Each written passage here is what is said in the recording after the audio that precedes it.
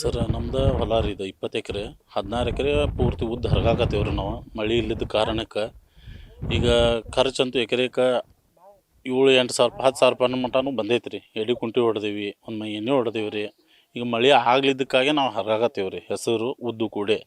ಈಗ ಇದಕ್ಕೆ ಏನು ರಾಜ್ಯ ಸರ್ಕಾರ ಒಟ್ಟು ಎಕರೆಗೆ 50 ಸಾವಿರ ರೂಪಾಯಿದಂತ ಪರಿಹಾರ ಕೊಡಿಸ್ಬೇಕು. ಆಮ್ಯಾಗ ಇಲ್ಲೇ ಯಾರು ಸಚಿವರು ಬಂದಿಲ್ಲ. ಅಮ್ಮಿನ ಮಾವಿಂದ ಸಿ ಓ ಬಂದು ನೋಡ್ಕೊಂಡ್ರು, ಫೋಟೋ ಹೊಡ್ಕೊಂಡ್ರು ಹೋದ್ರಿ. ಮುಂದೆ ನಾವು ಯಾರಿಗೇನು ಹೇಳ್ಬೇಕು ಅನ್ನೋದು ತಿಳಿಲಿಲ್ಲ ರೀ. ಆತು ಬಿಡಪ್ಪ ಅಂತೇಳಿ ಮೀಡಿಯಾದವ್ರು ನಿಮಗೆ ಕರೆಸಿ ತೋರ್ಸಾತೇವಿ, ಕಣ್ಣಾರೆ ನೋಡತ್ತೀರಿ. ಪೂರ್ತಿ ಸುತ್ತಲೂ ವಿಡಿಯೋ ಮಾಡ್ಕೋರಿ. ಪೂರ್ತಿ ಇದು ಧಾರವಾಡ ಜಿಲ್ಲೆ ಬರಗಾಲ ರೀ. ಈಗ ಇದನ್ನು 16 ಎಕರೆ ಹರಗಾತೀವಿ ನೋಡ್ರಿ ಸರ್. ಪೂರ್ತಿ 16 ಎಕರೆ ಉದ್ದು ಐತ್ರಿ. 8 ಎಕರೆಯಲ್ಲಿ ಹೆಸರು ಐತ್ರಿ. ಅದನ್ನು ಹರ್ಕೊಂಬರ್ಬೇಕು ರೀ. ಈಗ ಕಣ್ಣಾರೆ ನೋಡ್ರಿ ನೀವು.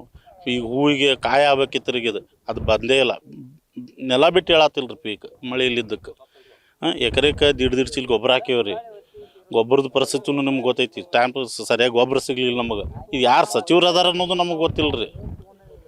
ನಮ್ಮ ಇವರು ಸಚಿವರು, ಕೃಷಿ ಸಚಿವರೇ ಗೊತ್ತಿಲ್ಲ ನಮಗೆ.